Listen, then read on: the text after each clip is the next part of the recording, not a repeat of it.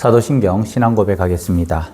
나는 전능하신 아버지 하나님 천지의 창조주를 믿습니다. 나는 그의 유일하신 아들 우리 주 예수 그리스도를 믿습니다.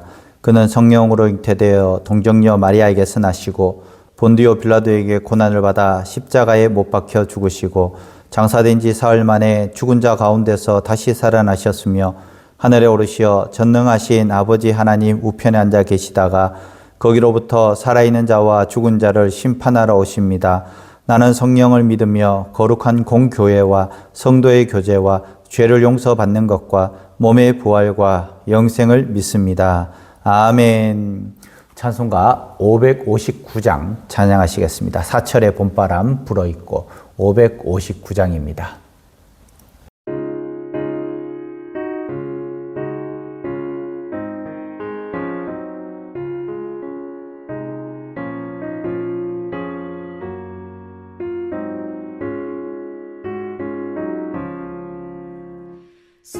사철의 봄바람 불어있고 하나님 아버지 모셨으니 믿음의 반석도 든든하다. 우리 집 즐거운 동산이라. 고마워라 임마누엘. 예수만 섬기는 우리 집. 고마워라 임마누엘. 복되고 즐거운 하루하루. 어버이 우리를 고이시고 동기들 사랑에 뭉쳐있고 기쁨과 서름도 같이 하니 한간의 조가도 천국이라. 고마워라 임마누엘. 예수만 섬기는 우리 집. 고마워라 임마누엘. 복되고 즐거운 하루하루.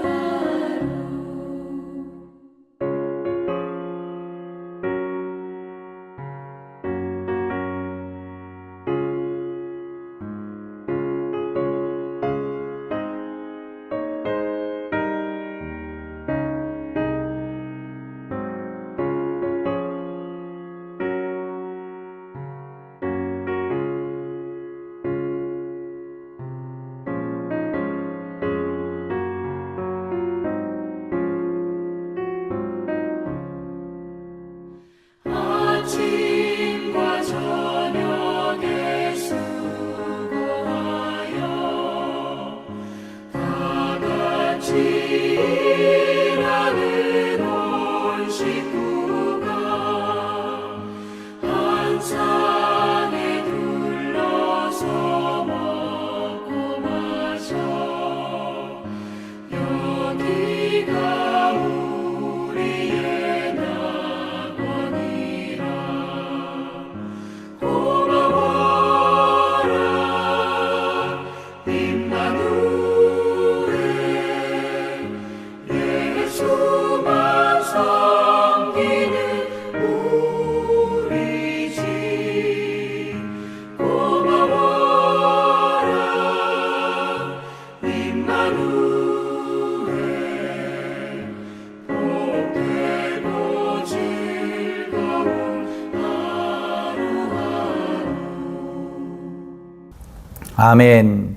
이 시간 함께 볼 하나님 말씀 시편 128편 1절에서 6절까지 말씀입니다. 시편 128편 1절에서 6절까지 말씀 제가 봉독하겠습니다. 여호와를 경외하며 그의 길을 걷는 자마다 복이 있도다. 내가 내 손이 수고한 대로 먹을 것이라. 내가 복되고 형통하리로다. 내 집의 안방에 있는 내 아내는 결실한 포도나무 같으며 내 식탁에 둘러앉은 자식들은 어린 감람나무 같으리로다. 여호와를 경외하는 자는 이같이 복을 얻으리로다. 여호와께서 시온에서 내게 복을 주실지어다. 너는 평생에 예루살렘의 번영을 보며 내 자식의 자식을 볼지어다. 이스라엘에게 평강이 있을지로다. 아멘. 사랑하는 성도 여러분, 어떤 가정은 보면 아주 큰 부자는 아닌데도 참 따뜻한 집안이 있습니다. 집이 화려하지 않아도 식탁에 웃음꽃이 피고 날마다 말 한마디 하는데 부드러운 말들이 또 서로를 위하는 기도하는 분위기가 있습니다. 자녀들은 부모를 존중하고 부모는 자녀들을 사랑하고 또 부부가 서로 귀하게 여깁니다. 또 반대로 가진 것은 많은데 늘 불안해하고 또 말이 거칠고 마음이 흩어져 버리는 가정도 있습니다. 우리는 그때 알게 됩니다. 가정의 복은, 진짜 복은 돈만으로 되는 것이 아니구나. 하나님이 주시는 평안과 경외함이 있어야 하는구나. 우리는 알게 되는 것입니다. 시편 128편이 바로 그런 말씀입니다.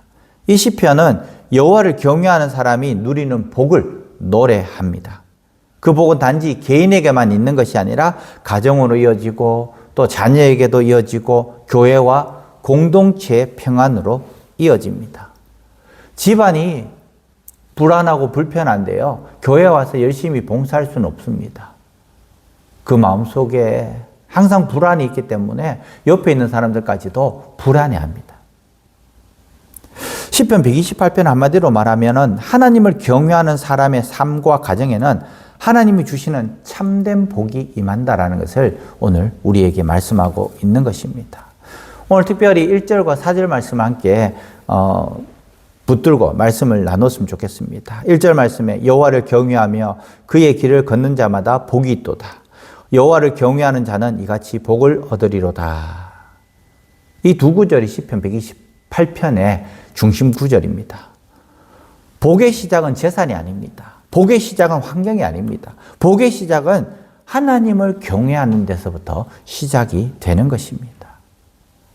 여기서 경외한다는 말은 하나님을 무서워하고 또 피한다는 그 뜻이 아니고 하나님을 하나님으로 인정하고 또 하나님을 높이고 하나님의 말씀을 귀하게 여기고 사는 것을 경외한다라는 말씀으로 알고 있습니다.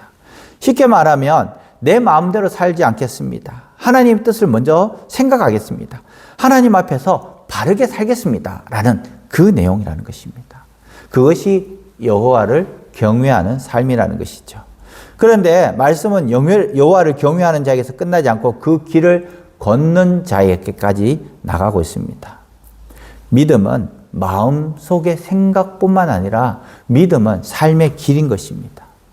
하나님을 경외한다면 하나님의 길을 걸어야 됩니다. 예배의 길, 정직의 길, 사랑의 길, 용서의 길, 또 순종의 길. 이 길을 걸어야 한다는 것입니다. 복은 아무렇게나 살다가 우연하게 얻는 것이 아닙니다. 성경이 말하는 그 복은 하나님을 경외하고 하나님이 기뻐하는 길을 걸을 때 누리는 은혜라는 것이죠. 그 다음에 보면 2절 말씀에 내가 내 손이 수고한 대로 먹을 것이라. 내가 복되고 형통하리로다. 127편에 이렇게 말씀하셨습니다. 하나님이 세우지 않으면 수고가 헛되도다. 그리고 오늘 말씀은 여호와를 경외하는 자는 손이 수고한 대로 먹는다. 이 두 말씀은 연결되는 말씀일 수도 있습니다. 하나님 없이 하는 수고는 헛될 수 있지만 하나님을 경외하면서 드리는 수고는 하나님이 복되게 하신다라는 그 말씀입니다.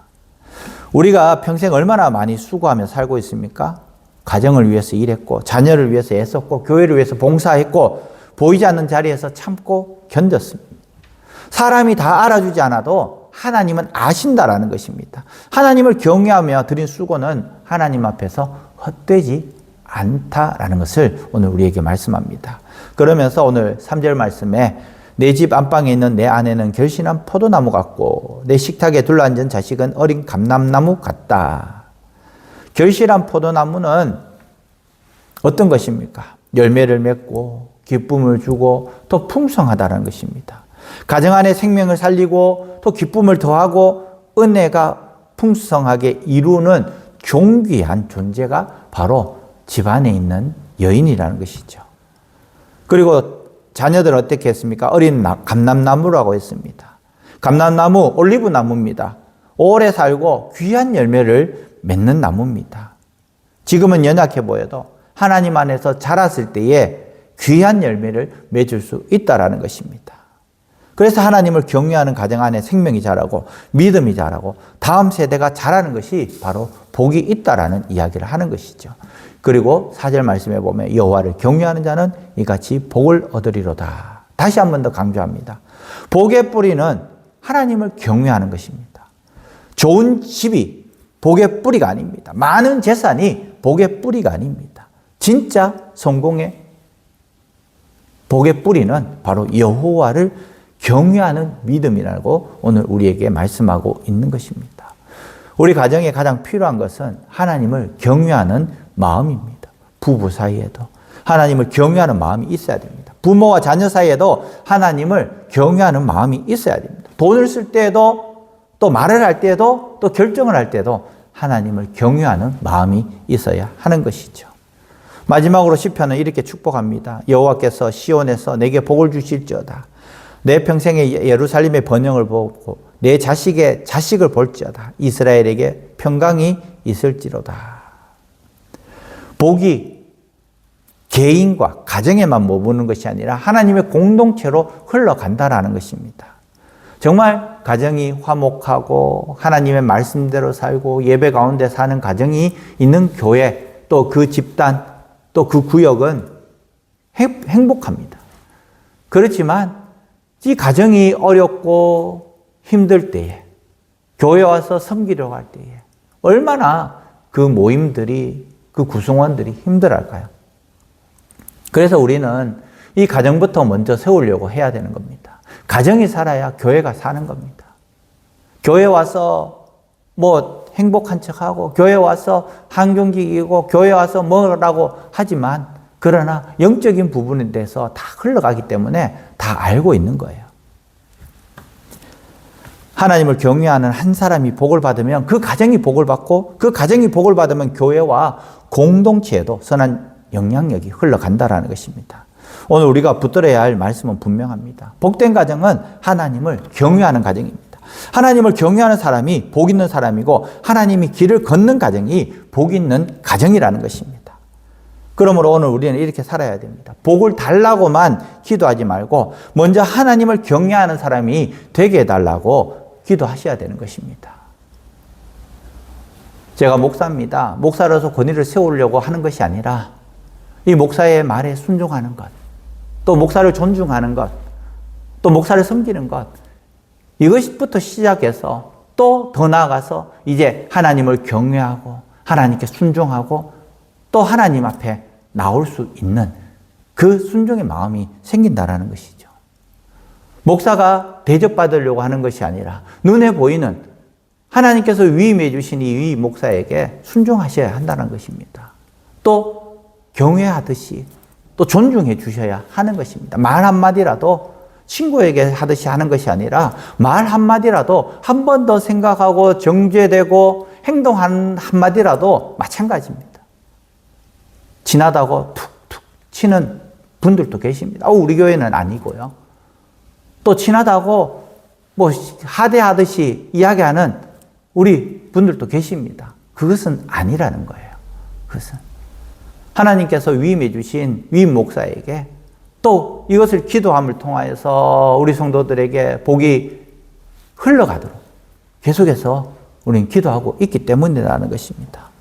가정이 잘 되게 해달라고만 기도하지 말고 우리 가정이 하나님의 길을 걷게 해달라고 기도하시길 바랍니다. 이 목사를 위해서도 기도해 주시기 바랍니다. 더욱더 영권을 허락해 주셔서 특별히 손을 얹어 기도할 때마다 거룩한 영 예수의 이름으로 그 모든 아픈 부위들이 치유될 수 있는 여호와 라파의 기적이 일어날 수 있도록 해달라고, 신유의 기적이 일어날 수 있게 해달라고 또 성도들의 아픔들 다 알아들을 수 있고 또 서로가 감정이 교류될 수 있도록 그래서 함께 울어줄 수 있는 목사가 될 수 있도록 함께 기도하시고요.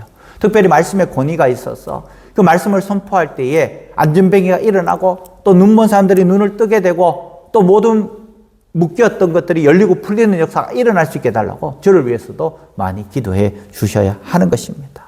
다시 본문으로 들어와서 자녀가 성공하게 해달라고만 기도하지 말고 자녀가 하나님을 경외하는 사람이 되게 해달라고 기도할 수 있길 바랍니다. 우리 교회가 모든 성도들이 주일 성수를 귀하게 여기고 또 하나님께 예배드리는 것을 귀하게 여기고 또 우리의 삶의 연장이 또 예배의 자리가 될 수 있게 해달라고 함께 기도할 수 있는 우리 사랑하는 성도들 되시기를 주님의 이름으로 간절히 축원합니다. 오늘은 6월 25일입니다.